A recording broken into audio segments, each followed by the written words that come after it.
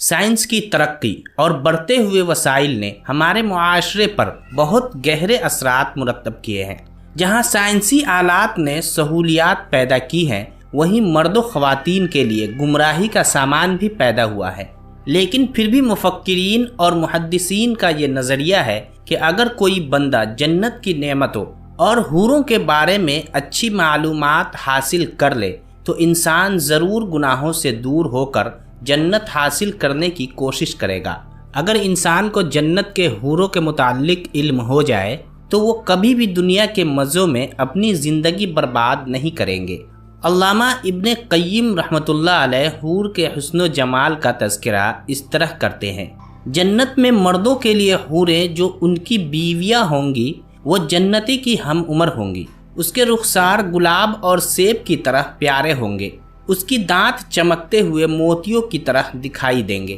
ان کی کمر باریک ہوگی۔ ان کے چہرے ایسے خوبصورت نظر آئیں گے، سورج ان کے چہرے کے گرد گھومتا ہوا نظر آئے گا۔ جب جنت کی حوریں مسکرائیں گی تو ان کے دانتوں میں چمک دکھائی دے گی۔ جنتی مرد اپنی بیوی حور کو دیکھے گا تو اس کو حور کے چہرے میں اپنا چہرہ نظر آئے گا، جیسے کہ وہ آئینہ دیکھ رہا ہو۔ اس طرح جنت کی حور کا چہرہ صاف اور شفاف ہوگا۔ اگر جنت کی حور زمین کی طرف آ جائے تو زمین و آسمان خوشبو سے بھر جائے۔ زمین اور آسمان کی ہر چیز اللہ تعالیٰ کے ذکر میں مشغول ہو جائے گی۔ دنیا اور آسمان میں ساری چیز حور کے نور سے چمک اٹھے گی۔ زمین پر جو بھی چیز ہوگی وہ خدا پر ایمان لے آئے گی۔ اس نے جو سر پر دوپٹہ لیا ہوگا وہ دنیا کی ہر چیز سے بہت بہتر ہوگا۔ حوریں جنتی کی ہر خواہش پورا کریں گی۔ جیسے جیسے وقت گزرتا جائے گا جنتی حور کا حسن میں اضافہ ہوتا جائے گا اور جنتی مرد کی محبت میں اضافہ کرتی جائے گی۔ جنتی حور حیض، ولادت اور نفاس سے پاک ہوگی۔ جنتی حور پیشاب پاخانہ اور جسمانی میل کچیل سے پاک ہوگی۔ وہ ہر وقت خوبصورت اور حسین و جمیل ہی نظر آئے گی۔ یہ نہ تو بوڑھی ہوگی نہ اس کا لباس پرانا ہوگا۔ مرد کو جنت میں جو حور ملے گی وہ اپنے مرد کے علاوہ کسی کی طرف نظر اٹھا کر نہیں دیکھے گی۔ اس کا دھیان ہر وقت اپنے خاوند کی طرف ہوگا۔ وہ اپنے خاوند کے سوا کسی کی طرف آنکھ اٹھا کر بھی نہیں دیکھے گی۔ وہ آدمی بھی اپنی بیوی حور کے علاوہ کسی کی طرف نہیں دیکھے گا، کیونکہ حور اپنے مرد کو کوئی ایسا موقع ہی نہیں دے گی۔ وہ ہر وقت اپنے پیار میں مرد کو جکڑے رکھے گی۔ حور اپنے خاوند کو ہر طرح کی سہولت میسر کرے گی۔ جنتی حور ایسی ہوگی کہ جسے کبھی کسی نے ہاتھ نہ لگایا ہوگا۔ قرآن پاک میں اللہ تعالیٰ کا ارشاد ہے: اے محمد صلی اللہ تعالیٰ علیہ وآلہ وسلم، آپ خوشخبری دیں ان لوگوں کو جو ایمان لائے اور انہوں نے اچھے اعمال کیے۔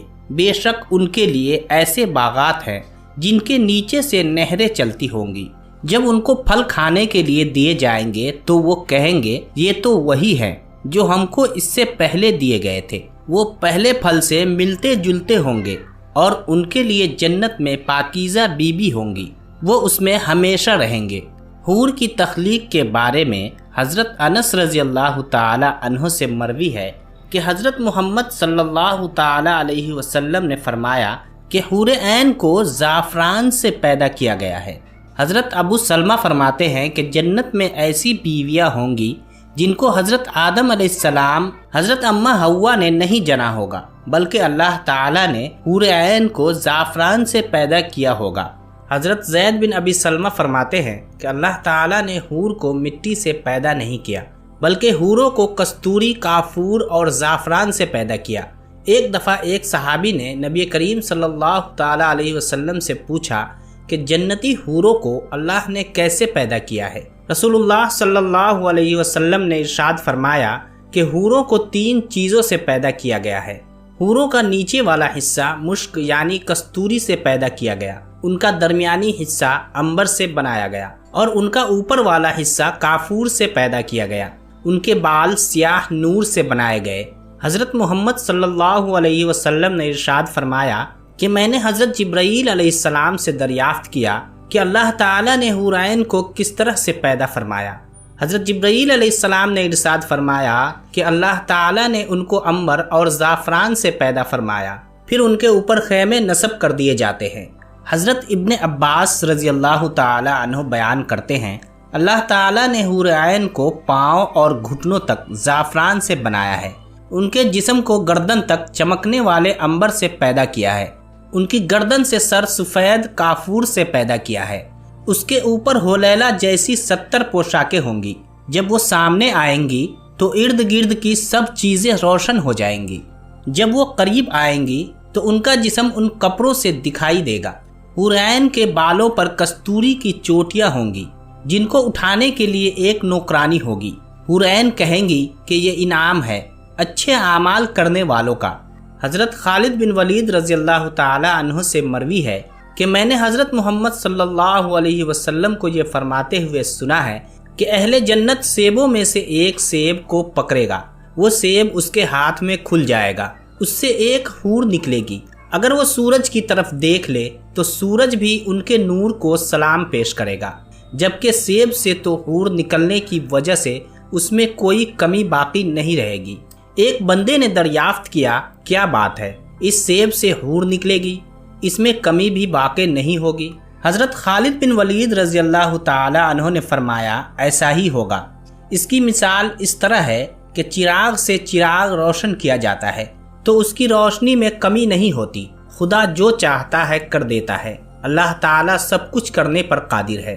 حضرت اقمہ رضی اللہ تعالی عنہ سے مروی ہے کہ نبی علیہ الصلوۃ والسلام نے فرمایا کہ جنت کی حور عین تعداد میں تم سے بہت زیادہ ہوں گی، وہ خاوندوں کے لیے دعا کرتی ہوں گی، اے اللہ میری اس خاوند کے دین کے معاملات میں اس کی مدد فرما، اس کے دل کو دین سے روشن فرما، یا رحمان یا رحیم اس کو ہم تک پہنچا دے۔ حضرت معاذ بن جبل رضی اللہ تعالی عنہ سے مروی ہے کہ حضرت محمد صلی اللہ علیہ وسلم کا ارشاد پاک ہے کہ دنیا میں جب بھی کوئی عورت دنیا میں اپنے خاوند کو دکھ دیتی ہے تو اس مرد کی بیوی جو جنت میں حور ہوتی ہے وہ کہتی ہے، اللہ تم کو قتل کرے، اس خاوند کو دکھ مت پہنچاؤ، یہ مرد تمہارے پاس کچھ عرصے کے لیے مہمان ہے، وہ وقت بہت ہی نزدیک ہے کہ یہ مرد تم کو چھوڑ کر ہمارے پاس آ جائے گا۔ حضرت ابن زید رضی اللہ تعالی عنہ سے مروی ہے کہ جنت کی حور کو اللہ تعالی کی طرف سے حکم ہوتا ہے، کیا تم اپنے خاوند کو دیکھنا چاہتی ہو جو ابھی دنیا میں ہے؟ وہ کہتی ہے، اے میرے خدا، کیوں نہیں، میں اپنے خاوند کو ضرور دیکھنا چاہتی ہوں۔ اللہ تعالیٰ اس کے تمام پردے ہٹا دیتا ہے، اس حور اور اس کے خاوند کے درمیان دروازے کھول دیے جاتے ہیں، یہاں تک کہ وہ اس کو دیکھ کر پہچان جاتی ہے۔ وہ اپنے خاوند کو بے چینی سے دیکھتی رہتی ہے، وہ اپنے خاوند کو دیر سے آنے والا کہتی ہے۔ جنت کی حور اپنے خاوند کا اس قدر انتظار کر رہی ہوتی ہے جیسے دنیا میں مرد گھر سے دور چلا جاتا ہے تو اس کی بیوی اپنے خاوند کے انتظار میں بے چین ہوتی ہے۔ حضرت ابو ہریرہ رضی اللہ تعالی عنہ سے روایت ہے کہ حضرت محمد صلی اللہ تعالی علیہ وسلم نے فرمایا کہ جنت میں جو سب سے پہلے داخل ہوں گے ان کے چہرے 14ویں رات کے چاند کی مانند روشن نظر آئیں گے۔ اس شخص کے لیے جنت میں 2 حور ہوں گی، ان کا جسم کپڑوں کی باریکی کی وجہ سے نظر آئے گا۔ جنت میں کوئی بھی شخص بغیر خانہ کے نہیں ہوگا۔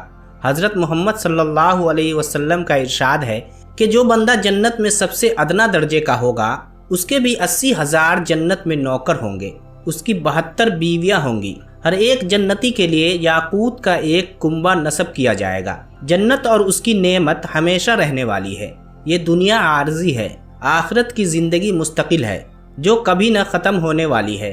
یہ سب کچھ انسان کے اپنے آپ پر ہے کہ وہ اچھے کام کر کے جنت میں اعلیٰ مقام حاصل کرے گا یا پھر اس دنیا میں برے اعمال کر کے اپنی آخرت کو تباہ کرے گا۔